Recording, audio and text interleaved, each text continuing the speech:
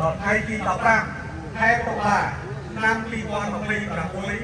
ពលគឺនៅក្នុងពេលដែលរដូវកាលបៃតងដ៏ស្រស់ស្អាតនៅកម្ពុជាសូមអបអរសាទរ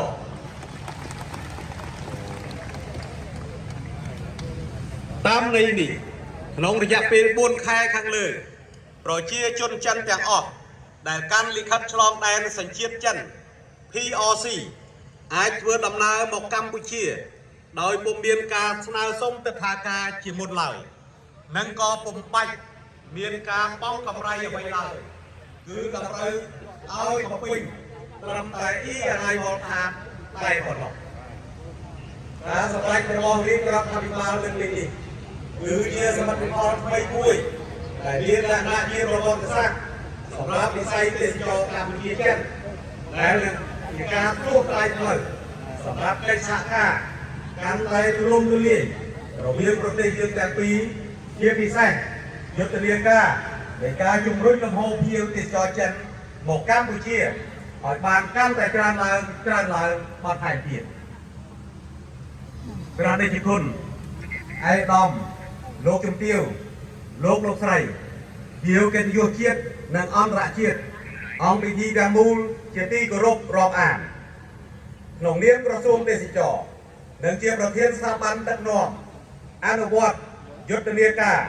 ឆ្នាំទេសចរកម្ពុជាចិនខ្ញុំពិតជាមានសុខតិនិយមថាការកំណត់យកឆ្នាំ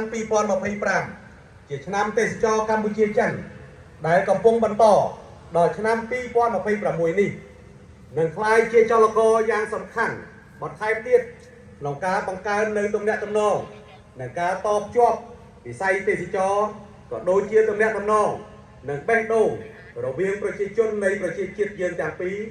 ដែលជាមូលដ្ឋានមិនអាចខ្វះបានក្នុងការសម្រេចឲ្យបាននៅការកសាងសហគមន៍ជោគវាសនារួមកម្ពុជាចិនខ្ញុំក៏សូមយកឱកាសនេះជម្រាបជូនអង្គពិធីបានជ្រាបផងដែរថាព្រឹត្តិការណ៍ដែលបានរៀបចំរួចរាល់ប្រកបដោយជោគជ័យក្នុងឆ្នាំ2025កន្លងមកមានចំនួន6ព្រឹត្តិការណ៍ដោយឡែកសម្រាប់ឆ្នាំ2026ក្រសួងទេសចរ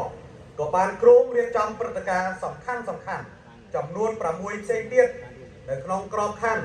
នៃឆ្នាំទេសចរកម្ពុជាចិនដែលរួមមាន1ព្រឹត្តិការណ៍ផ្សព្វផ្សាយទេសចរភាពយន្តកម្ពុជាចិនដែលបានរៀបចំរួចមកហើយនិងបានទទួលជោគជ័យយ៉ាងខ្លាំងក្លា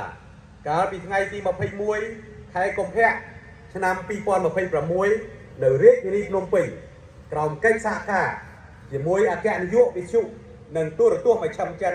CMG 2មហោស្រពសិល្បៈតាមដងផ្លូវអន្តរជាតិកម្ពុជាចិនក៏បានរៀបចំរួចមកហើយដែរកាលពីថ្ងៃទី20ខែមីនាឆ្នាំ2026នៅខេត្តសៀមរាបយើងនេះទី3ព្រឹត្តិការណ៍ផ្សព្វផ្សាយការទូតទេសចរម្ហូបអាហារកម្ពុជាចិនដែលបានរៀបចំកាលពីថ្ងៃទី27ខែមេសាឆ្នាំ2026នៅរាជធានីភ្នំពេញក្រោមកិច្ចសហការជាមួយមជ្ឈមណ្ឌលអាស៊ានចិននិងទី4គឺមហោស្រពក្បាច់គុនចម្រុះកម្ពុជាចិនដែលយើងទាំងអស់គ្នាបាននឹងកំពុងប្រារព្ធពិធីដ៏អធិកអធមនាពេលនេះទី5ព្រឹត្តិការណ៍បើករថយន្តឆ្លងកាត់ព្រំដែនCaravan Tourកម្ពុជាចិននិងទី6កម្មវិធីបង្ហាញផ្លូវទេសចររដូវកាលបៃតងសម្រាប់ទីផ្សារចិនដែលគ្រោងរៀបចំនៅទីក្រុងហៃគូខេត្តហៃណានប្រទេសចិនរួមជាមួយកម្មវិធីផ្សេងជាច្រើនទៀតក្រោមការសម្របសម្រួលពីស្ថានទូតចិនប្រចាំនៅកម្ពុជាខ្ញុំក៏សូមយកឱកាសដ៏ថ្លៃថ្លានេះគោរពថ្លែងអំណរគុណជាមួយនឹងការកោតសរសើរនិងវាយតម្លៃខ្ពស់ជូនចំពោះឯកឧត្តមវ៉ាងវិញពេញឯកអគ្គរដ្ឋទូតវិសាមញ្ញនិងពេញសមត្ថភាពនៃសាធារណរដ្ឋប្រជាមានិតចិនប្រចាំនៅកម្ពុជាដែលជានិច្ចកាលបានខិតខំប្រឹងប្រែងយ៉ាងសហការយ៉ាងជិតស្និទ្ធជាមួយក្រសួងទេសចរកម្ពុជាក្នុងការសម្រេចបាន ในรัฐพรផ្លែផ្កាជាក់ស្ដែងជាច្រើននាពេលកន្លងមកទន្ទឹមនឹងនេះខ្ញុំក៏សូមស្នើដល់ភាគីចិនសូមបន្តចូលរួមសហការជាមួយក្រសួងទេសចរកម្ពុជានិងជួយសម្របសម្រួលជាមួយភាគីចិន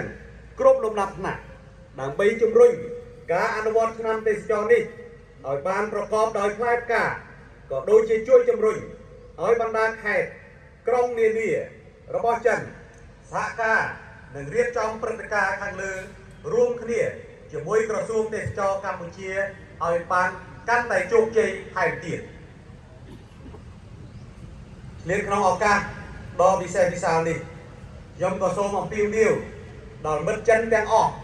ដែលមានវត្តមានក្នុងព្រឹត្តិការណ៍នេះក៏ដូចជាមិត្តចិនទាំងអស់ដែលកំពុងតាមដានព្រឹត្តិការណ៍នេះតាមបណ្ដាញសង្គមបណ្ដាញព័ត៌មានជាតិនិងអន្តរជាតិសូមជួយផ្សព្វផ្សាយអំពីសភាពការពិតរបស់កម្ពុជាទៅកាន់ប្រជាពលរដ្ឋចិនក៏ដូចជាប្រជាពលរដ្ឋនានានៅលើពិភពលោកប្រទេសកម្ពុជាគឺជាគោលដៅទេសចរអន្តរជាតិ